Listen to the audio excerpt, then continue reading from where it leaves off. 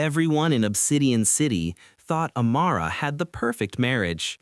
A billionaire husband, a mansion worth millions, a life most women only dream of. But behind the marble floors, expensive perfumes, and perfect smiles, a betrayal was growing. A betrayal that would turn the quietest wife into the most dangerous woman anyone had ever met. Amara walked down the glass staircase of her mansion. Everything was spotless. The golden chandeliers, the emerald rugs, the portraits of her and her husband, Kingston Mwamba, one of Africa's youngest tech billionaires. Their maid, Zara, bowed slightly. Her eyes were calm, but her heart held envy. Kingston kissed Amara's cheek and whispered, "King, you beautiful, my queen." Amara smiled. She believed him. Zara was only 2 weeks in the house, young, beautiful, and dangerously ambitious. Sometimes she stared at Kingston longer than she should. Sometimes Kingston smiled back. Amara noticed. But she said nothing. She was a quiet storm. Kingston started coming home late. Perfume smell on his jacket wasn't Amara's. Lip gloss marks weren't hers. But Amara didn't confront him. She waited. A silent woman is never weak. She is collecting evidence.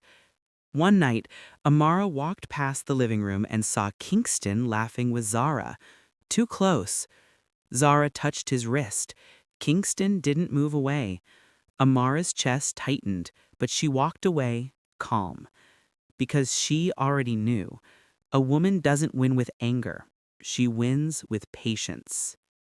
Zara knew she shouldn't desire Kingston, but she wanted everything Amara had.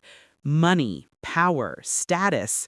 She told herself, why should the quiet wife have everything? Kingston deserves someone bold, someone like me.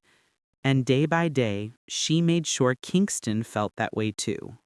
One rainy night, Kingston entered the guest lounge, and Zara followed. They argued.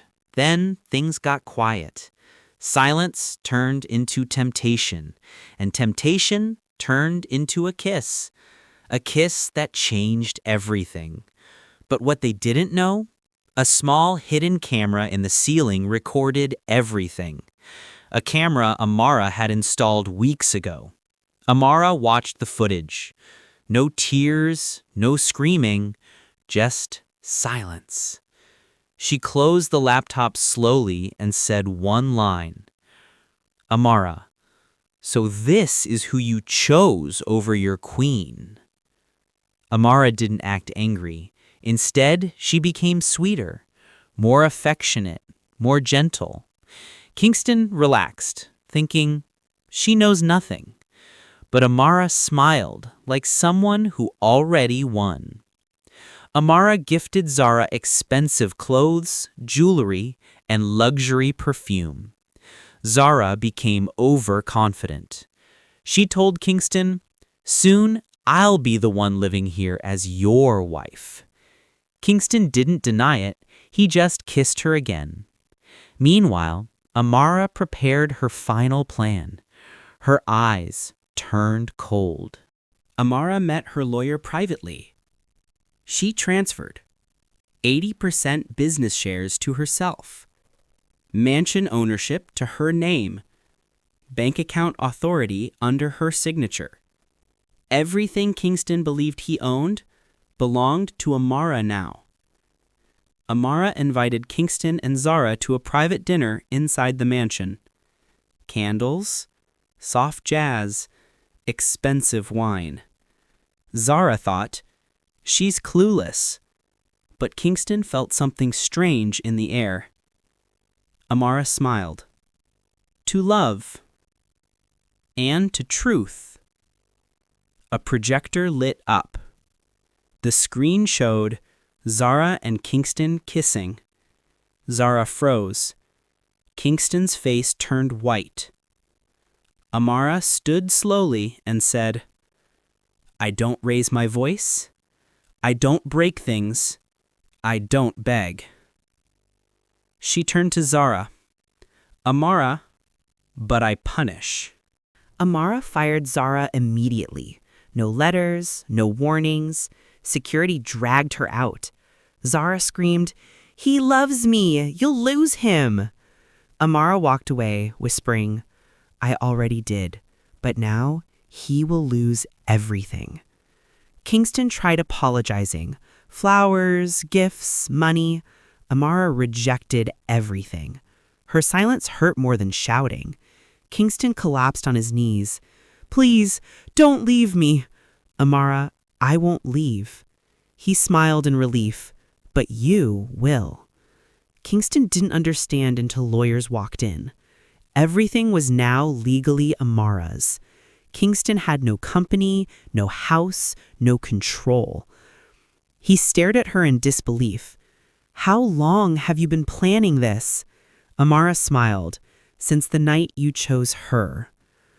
Amara gave Kingston two options: leave quietly with a monthly allowance, stay and live as her subordinate.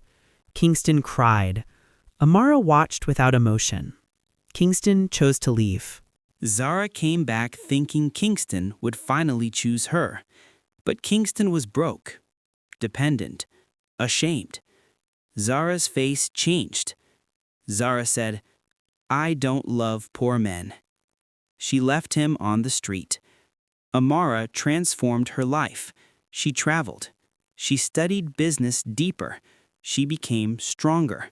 People called her the silent queen of Obsidian City. Kingston lived in a small apartment now, lonely, regretting. He finally understood. A woman's silence is not weakness, it is strategy. Months later, Kingston visited Amara.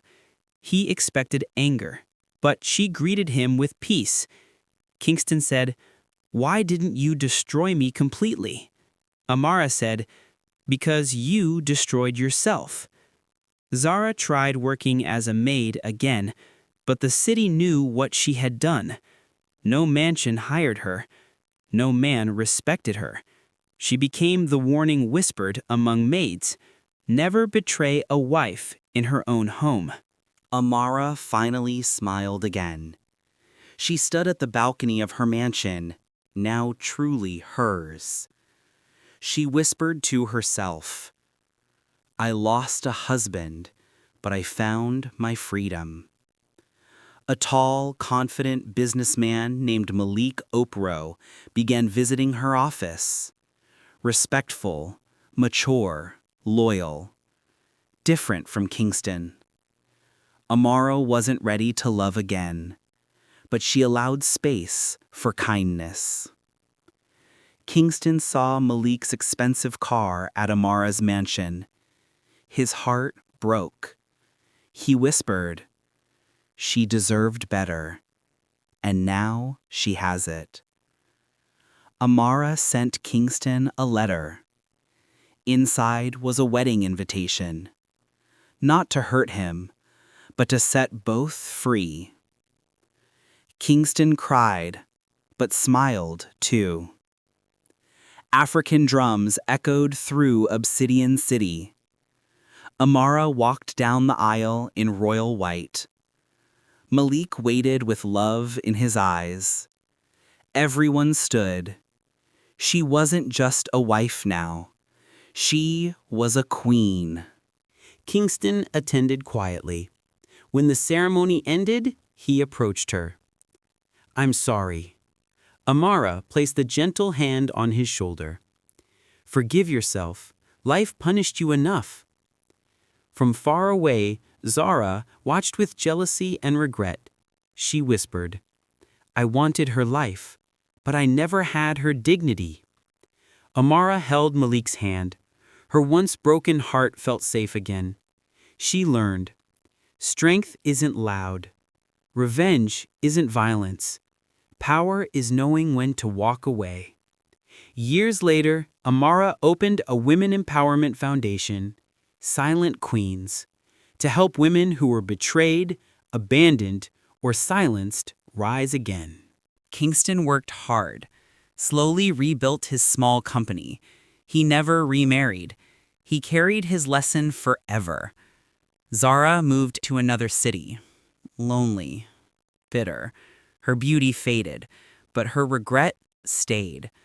Malik, I will protect your peace, even from yourself. Amara finally believed love could be pure. Amara became one of Africa's most respected businesswomen. People bowed when she entered events, but she never forgot.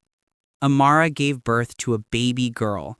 She named her Imani, meaning faith. Pain built her crown. Kingston brought a small gift for Imani. Only a teddy bear, not expensive, but heartfelt. Amara accepted. They shared a silent moment, not of pain, but closure. Zara sent a letter. I wish I had chosen dignity over greed. I hope your daughter learns what I failed to understand. Amara kept the letter as a warning. At a business gala, Amara shared her story without naming names. Her final sentence made the whole hall silent. A queen never competes with a maid for her own crown.